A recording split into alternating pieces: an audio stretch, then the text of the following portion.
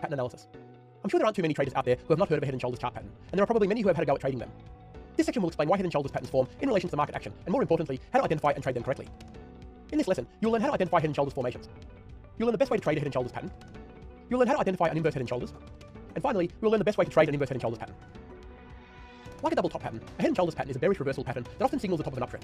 Head and Shoulders patterns represent a change in uptrend momentum, where buyers were continuing to make new highs, with the head being higher than the left shoulder, to failing on the right shoulder to reach the previous peak, the head.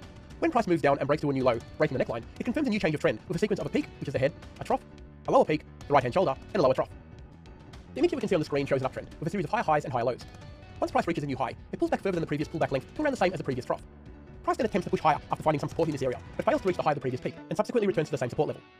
As the example on the screen illustrates, the first peak makes up the left shoulder, the higher peak in the center makes up the head, and the last peak, which failed to make a new high, makes up the right shoulder. As with double top patterns, the line that intersects the troughs is called the neckline, and you can now see where this pattern gets its name. When price moves down further through the neckline and closes below it, the Head and Shoulders formation is complete and can be traded. Identifying quality Head and Shoulders patterns can be quite subjective, so in order to identify only quality patterns, you can apply a simple rule similar to that of the double top pattern. The height of the left hand and right hand peaks should be no greater than 2/3 of the height of the head. Also, the distance between the troughs of the left hand and right hand shoulders should not be greater than the distance between the troughs that make up the head, as you can see highlighted with the red arrows. The Head and Shoulders pattern that we can see on the screen is a conventional perfect Head and Shoulders pattern, but there are other versions of Head and Shoulders patterns that can be just as powerful. The example that we can now see on the left is a Head and Shoulders that is slanting up. You can see that the right hand shoulder has a peak reasonably higher than the left hand shoulder, but still lower than the head. This type of Head and Shoulders formation indicates that there is more strength in the uptrend than a standard formation, because the pullback level on the middle peak, the head, didn't come back to the same level as the trough on the left hand shoulder. Also, the power of the market pushed the right hand shoulder higher than the left hand shoulder, again displaying more upward strength. The second imperfect formation that we can see on the right is a downsloping formation, and these are sometimes considered stronger than the standard formation. In this pattern, the head has retreated further than the trough on the left hand shoulder, and the peak of the right hand shoulder failed to reach the height of the left hand shoulder. This displays more weakness in the uptrend, as the market momentum is failing to advance to the same levels as the previous peaks. The example that we can now see on the screen shows what a Head and Shoulders formation looks like in a real market. The market is in a clear uptrend, with a series of high highs and higher lows. You can see the formation of the first peak, which then goes up to make a higher high, retreating against the same level as the previous trough. Price again rallies and makes a new peak at around the same level as the left shoulder, before retreating again down below the neckline. Once price has crossed the neckline and closes below it, the formation is complete, and you are able to trade short from this point. It is important to remember that the close of the candle or bar below the neckline needs to complete on the same time frame that the Head and Shoulders pattern appears most clear. The example that we can now see on the screen explains how to trade a Head and Shoulders pattern once it has been identified. The Head and Shoulders pattern is evident with the left and right hand shoulders on either side of the head in the middle. You can draw the neckline under the troughs of the three peaks to provide the zone that needs to be broken to confirm this formation. Once price has moved and closed below the neckline, you have the confirmation needed, and a sell order can be placed from this level. The height from the neckline to the top of the head peak is then measured to provide the distance to the profit target, as you can see in the example. The stop loss is placed just behind the right shoulder of the pattern to give the market room to move. With Head and Shoulders patterns, the head will always be higher than the shoulders, so the profit target will always be greater than the initial stop loss, which sits above the right shoulder. Let's now look at what a Head and Shoulders pattern looks like on a real chart. You can see that there is an uptrend in place, with the left shoulder clearly visible. Price then moved higher and retreated to the trough of the first shoulder before rallying again to make the right shoulder. Now the neckline is very clear, and when price retreats and closes below the neckline as highlighted in the blue box, you have the signal to go short.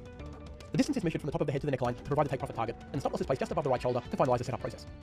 As I mentioned earlier, Head and Shoulders formations are reversal chart patterns, and quite often move considerably more than the profit target that is being set by the head and neckline measurement.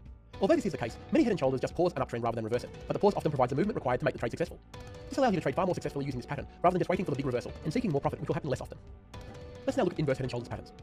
The opposite of a Head and Shoulders pattern is an inverse Head and Shoulders. Like a double bottom pattern, an inverse Head and Shoulders formation is a bullish reversal pattern, often signaling a bottom in a downtrend. Inverse Head and Shoulders patterns represent a change in downtrend momentum, where sellers were continuing to make new lows, the head being lower than the left shoulder, to fail on the right shoulder to reach the previous trough, the head. When price moves up and breaks to a new high, breaking the neckline, it confirms a new change of trend with a sequence of a trough, the inverse head, a peak, a higher trough, inverse right hand shoulder, and a higher peak. The example on the screen shows a downtrend in place, with a series of lower highs and lower lows. You can see that after price reaches a new low, it pulls back further than the previous pullback length to around the same level as the previous peak. Price then attempts to push lower after finding some resistance in this area, but fails to reach the low of the previous trough, and subsequently returns to the same resistance level. As the example demonstrates, the first trough makes up the left shoulder, the lower trough in the center makes up the head, and the last trough, which failed to make a new low, makes up the right shoulder. As with double bottom patterns, the line that intersects the peaks is called the neckline, and again, you can see what appears to be an upside down Head and Shoulders shadow. When price moves up through the neckline and closes above it, the inverse Head and Shoulders formation is complete and can be traded. Identifying quality inverse Head and Shoulders patterns can be quite subjective, so in order to identify only quality patterns, you can apply a similar rule to that of the double bottom pattern. The height of the left and right hand troughs should be no greater than 2/3 of the height of the head, and the distance between the peaks of the left and right hand shoulders should not be greater than the distance between the peaks that make up the head, as you can see highlighted with the red arrows. The inverse Head and Shoulders pattern that you can see on the screen is a conventional perfect formation pattern, but like the Head and Shoulders, there are other versions of an inverse Head and Shoulders pattern that can be just as powerful. The example that we can now see on the left is an inverse Head and Shoulders that is slanting down. You can see that the right shoulder has a trough reasonably lower than the left shoulder. This type of inverse Head and Shoulders formation indicates that there is more strength in the downtrend than a standard formation, because the pullback level on the middle trough, the head, didn't come back to the same height as the peak on the left shoulder. Also, the power of the market pushed the right shoulder lower than the left hand shoulder, again displaying more downward strength. The second imperfect formation on the right is an upsloping pattern, and these are sometimes considered stronger than the standard formation. In this pattern, the head has retraced further than the peak on the left hand shoulder, and the peak on the right shoulder extended higher than the peak on the left shoulder. This displays more weakness in the downtrend, as the market momentum is failing to push the price to new lows. Now let's have a look at inverse Head and Shoulders patterns in the market. The example that we can see on the screen demonstrates what an inverse Head and Shoulders looks like in a real market. The market is in a clear downtrend, with a series of lower highs and lower lows, and you can see the formation of the first trough, which then goes on to make a lower low, retracing against the same level as the previous peak. Price price again pushes lower and makes a new trough at around the same level as the left shoulder, before retracing up above the neckline. Once price crosses the neckline and closes above it, the formation is complete, and you are able to trade the market long. Again, it is important to remember that the close of the candle or bar above the neckline must happen on the same time frame that the inverse head and shoulders pattern appears most clear. The example that we can now see on the screen explains how to trade an inverse head and shoulders pattern once it has been identified. The inverse head and shoulders pattern is evident with the left and right shoulders on either side of the head in the middle. The neckline can be drawn over the peaks of the three troughs to provide the zone that needs to be broken in order to confirm the pattern.